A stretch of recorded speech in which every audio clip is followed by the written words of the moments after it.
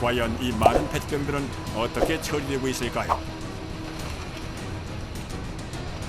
색상별, 재질별로 분류를 한 다음에 분쇄 후 세척 과정을 거쳐서 섬유 소재 원료로 생산을 하고 있습니다. 하루 들어오는 양이 100여 톤이 들어오고요. 처리하는 작업량 또한 하루 5, 60톤 이상 되다 보니 공장 내부에선 거대한 자동화 설비가 쉴 새 없이 돌아갑니다. 하지만 작업은 결코 간단치가 않은데요. 관건은 바로 이물질과의 싸움입니다. 라벨을 제거하는 장치인데요. 국내에서 생산된 페트병의 경우 라벨 제거가 특히나 더 어렵다는군요. 이거를 완벽하게 제거해주지 않으면은 또 제품에 문제점이 있습니다. 그래서 그 라벨 제거하는 공정이 12번에 거쳐서 작업이 이루어지고 있습니다. 애초 생산 단계에서부터 접착제로 단단히 부착시키거나 두껍고 무거운 라벨을 많이 사용하기 때문이라고 하는데요. 상황이 이렇다 보니 가성소다를 넣고 끓인 물에 잘게 자른 페트병을 넣고 삶아주는 작업만 12번 이상 반복해야 합니다.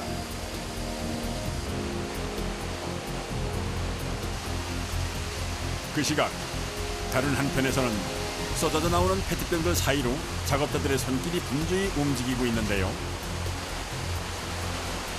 갈색 나오는 것 같은데 그 착색이 백색이고 뭐 잡색이 나오는 거 이거 못 보는 거 사람이 나머지 마냥 못 때립니다. 같은 페트 소재의 플라스틱이라도 이렇듯 꼼꼼하게 분류하는 데는 다 이유가 있답니다. 각각 쓰이는 용도가 다르기 때문입니다. 무색인 경우에는 쓰이는 용도가 다양하고 그린이라든지 맥주병 각 색상별로 특성이 있기 때문에 서로 관리하고 있습니다. 시끄러운 소음 속에서 컨베이어 벨트 속도에 맞춰 온종일 쉴 틈 없이 손을 움직이는 작업자들. 잠시만 있어도 귀가 먹먹해지는 터라 귀마개는 필수라고 하는군요. 이렇게 몇 시간 골라내세요? 8시간 걸려요. 계속 들죠. 분류가 끝난 페트병들은 곧장 다음 공정으로 향합니다. 바로 일정한 크기로 잘게 분쇄시켜주는 작업인데요. 고품질의 실을 얻기 위해선 조각의 크기가 균일해야 한답니다. 그리고 또다시 페트병에 들러붙은 각종 이물질들을 씻어내기 위해 세척과 소독, 건조 작업을 반복하게 되는데요. 이렇게 모든 과정을 마치고 나면 비로소 재생 섬유의 원료가 되는 플레이크 형태로 1차 가공이 마무리됩니다. 완성된 제품은 700kg 단위로 자리에 포장됩니다. 이게 모든 공정이 거친 마지막 제품입니다. 아, 이게 다 완성된 거예요? 예. 그야말로 버려진 페트병의 환골 탈태. 새로운 모습으로 말끔히 탈바꿈에 성공했는데요.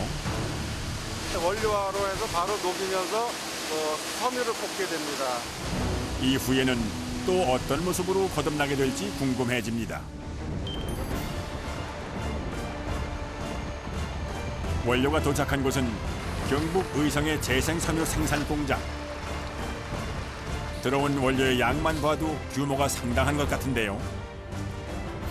플라스틱을 녹여가지고 실을 뽑습니다. 패딩 잠바에 들어가는 솜이나 그다음에 카시트 안에 들어가는 솜, 그리고 매트리스, 소파 안 들어가는 데가 없습니다. 여러 형태로 다양하게 쓰이는 만큼 주문에 따라 맞춤 생산을 하기 위해선 그만큼 다양한 색상의 플레이크가 많이 필요하다고 합니다. 그 하루에 한 100톤 정도. 그런데 지켜보니 외부에서 곧장 2층으로 들어서 옮기는데요. 알고 보니 2,000평 규모의 넓은 공장 안에서도 플라스틱을 녹여 실로 뽑아내는 메인 공정은 바로 이곳에서 이루어진다는군요. 가장 먼저 이루어지는 과정은 바로 색상을 조색하는 작업입니다. 마치 미술 시간을 연상케 하는군요. 여러 가지 원료를 가지고 서로 섞어주기 위한 그런 과정입니다. 아, 여러 가지 원료인데 같은 종류예요? 아닙니다. 조금씩 틀립니다. 저희가 제품을 만들기 위한 인장력과 그 녹는 또 융점 그런 게 다 틀리기 때문에 그걸 골고루 섞어줘야 작업이 잘 됩니다. 정해진 비율에 따라 정확하게 재료를 섞어주는 것이 무엇보다도 중요한 작업인데요. 자칫 재료가 잘못 섞이게 되면 전체 작업을 다시 해야 할 만큼 예민하고도 섬세한 작업이랍니다.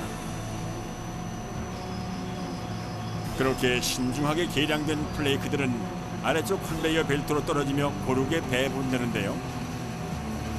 작업자가 그 위에 뭔가를 쏟아붓기 시작합니다. 블랙으로 만들어주기 위한 플라스틱 칩입니다. 아, 플라스틱을 또 섞는 거예요? 예, 저게 이제 블랙 색깔을 만들어주는 역할을 하고 있습니다. 펠릿이라 불리는 이런 칩들은 포장재나 일회용 컵의 생산 과정에서 나온 깨끗한 부산물로 만들어낸 고순도의 원료인데요.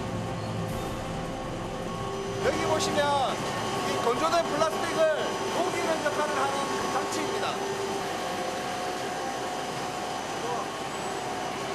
기본 온도 250도에서 280도 가량의 열을 가해서 그 플라스틱을 녹여서 200도 이하면 플라스틱이 녹지가 않고 300도 이상 돼버리면 플라스틱이 타버리게 됩니다. 때문에 작업자가 곁을 지키며 적정 온도를 유지하는지 살펴봐야 합니다. 하지만 본격적인 작업은 이제부터가 시작이라고 할 수가 있는데요. 녹인 플라스틱 액체를 내뿜게 되는 방사기의 작동을 잠시 멈춰두고 조심스레 뭔가를 떼어내는 작업자. 그런데 기계에서 떼어내자마자 온도가 급격히 떨어지며 끈적하게 엉겨붙는 모양새입니다. 곧이어 준비해둔 새 부속품으로 교체 작업을 진행하는데요. 두껍게 장갑을 착용하고 있지만 언뜻 보기에도 열기가 상당해 보입니다.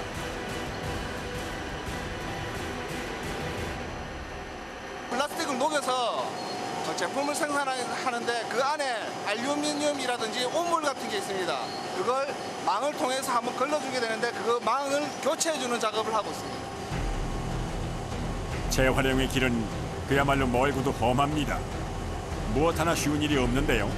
마치 공기청정기 필터를 갈아주듯 2~3시간 간격으로 계속해서 거름망을 교체해줘야 한다는군요. 노란색 알루미늄도 들어있고 녹지 않는 그런 불순물 원료들이 많이 들어있습니다. 작업 과정 내내 반복된다는 고열 속 불순물과의 사투. 때문에 작업자들은 크고 작은 영광의 상처들을 지니고 있다는군요. 이게 몇 도나 돼요? 250. 많이 뜨거워요. 많이 뜨거워요? 옛날에 여기 많이 뜨거워서 여기. 여기. 많이 아파요. 옛날에 나 병원 갔다 와요. 영국. 영국? 여기 많이 있어요, 그래도. 상황이 이렇다 보니 작업을 할 때면 늘 긴장의 연속입니다. 수시로 체크해야 하는 방적기만 해도 2개 라인에 16기나 돌고 있기 때문인데요. 24시간 365일 가동되는 공장이라 같은 근무자에 속한 팀원들끼리의 호흡도 굉장히 중요하답니다. 실을 만드는 그런 기계 장치입니다. 마침내 노즐을 거쳐 압출돼 나오는 재생 플라스틱 원사. 마지막 순간까지 긴장의 끈을 놓을 수가 없는데요.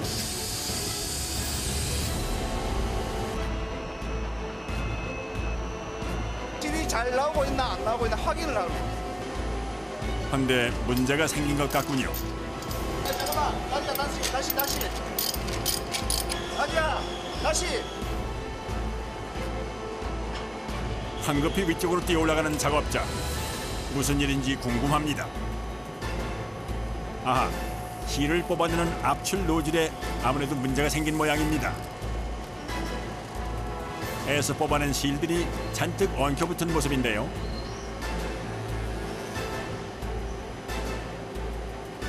여기가 지금 실이 끊어져서 나오기 때문에 물방울 치는 게 실이 끊긴 거예요? 예, 아직 끊어져서 나오는 거예요. 지금은 뜨거운 상태라 물방울이 맺힌 듯 보이지만은 가닥 사이에 들어간 공기층 때문에 결국엔 실이 끊어지고 만답니다. 기계 꺼. 실을 내려받는 아래층은 그야말로 비상사태. 서둘러 전원을 내렸지만 이미 엉망이 됐군요. 야, 씨한테도 빨리 잘라. 하지만 화수분처럼 계속해서 쏟아져 내려오는 실뭉치에 작업자들의 속도 새카맣게 타들어갑니다.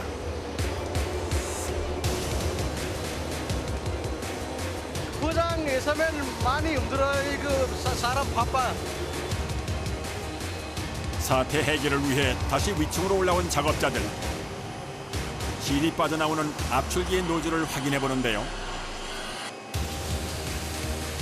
이 노즐 팩 장치 하나의 무게만 무려 100kg이 넘기 때문에 이동 시에는 크레인의 힘을 빌릴 수밖에 없습니다. 뭐 하시려고요? 저희가 쓰는 팩이 오물이 많이 차게 되면 액이 터지는 수가 있습니다. 때문에 수시로 상황을 체크하며 노즐 팩을 교체해줘야 하는데요. 문제는 그 와중에도 기계는 계속해서 돌고 있기 때문에 속전속결로 서둘러 교체 작업을 끝마쳐야 한다는 겁니다. 노즐 팩 조립 과정입니다. 여기 전체 공정 중에 제일 중요한 작업이라고 볼 수 있습니다. 이거 일명 모래, 불순물을 좀 많이 잡아주고 있습니다. 실을 뽑아내는 압출구인 동시에 마지막 필터 역할까지 맡고 있다는 노즐 팩. 그래서인지 내부 구조 역시 굉장히 복잡해 보이는군요. 총 3개의 망을 씌우고 있습니다. 점점 망이 더 촘촘해지는 겁니다. 거르고 또 거르고 단 한 톨의 티끌도 허용하지 않겠다는 비장한 각오가 엿보이는 것 같습니다. 마지막으로 맨 바깥쪽 덮개를 덮고 16개의 볼트까지 조여주고 나면은 새로운 노즐팩 조립 작업 완료.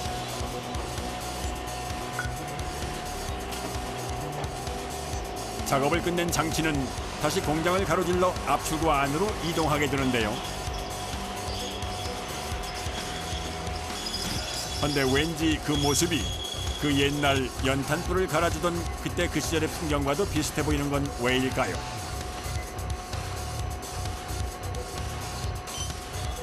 이렇듯 작업자들의 발빠른 대처 덕분에 다시금 무사히 가동되기 시작하는 재생 섬유 압출 작업.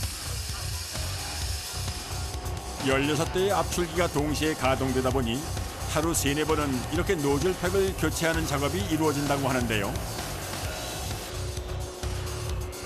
아래층으로도 다행히 잘 내려오고 있는 것 같군요. 이번엔 또 무슨 작업일까요? 물로 냉각을 시켜주는 거죠. 여기서 냉각이 잘 안 됐을 경우에 실이 엉켜 붙어요. 플라스틱을 뜨겁게 녹여서 뽑아내는 실이다 보니 여러 차례의 냉각 과정을 반드시 거쳐야 한답니다. 뒤를 이어선 여러 대의 롤러를 이용해 뽑아낸 실을 빠르게 감아서 4배로 늘려주는 연신 과정을 거치게 되는데요. 이 작업을 통해 실의 굵기와 내구성이 결정된다고 해도 과언이 아니랍니다.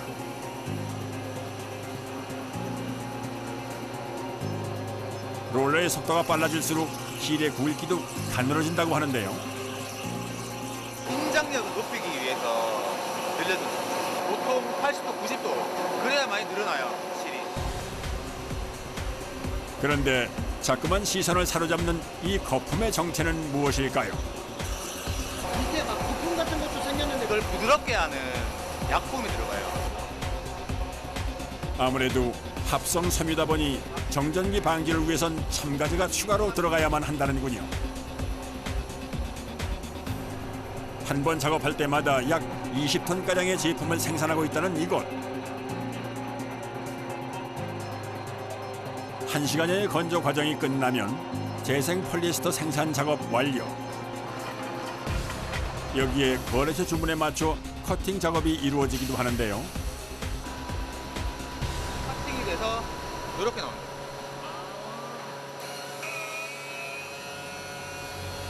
버려진 페트병이 진짜 섬유로 거듭나는 순간입니다. 어디 한번 조금 더 자세히 들여다볼까요? 이거는 아까 2층에서 내려온 나오자마자 잘라왔는 실이고, 그리고 이거는 최종 포장하는 실. 원사 역시 지름 1mm로 얇게 뽑혀서 나온 것이지만 최종 제품에 비하면 굵기부터 확연히 차이가 나는데요. 설 연휴 직전 마지막 생산 물량을 출고하던 날이라 포장 작업 역시 눈커틀 새 없이 빠르게 진행됩니다. 이날 출고된 물량만 24톤. 고물과 보물은 그야말로 한 끗 차이. 주변 가까이에서 세상에 단 하나뿐인 나만의 보물을 찾아보는 것은 어떨까요?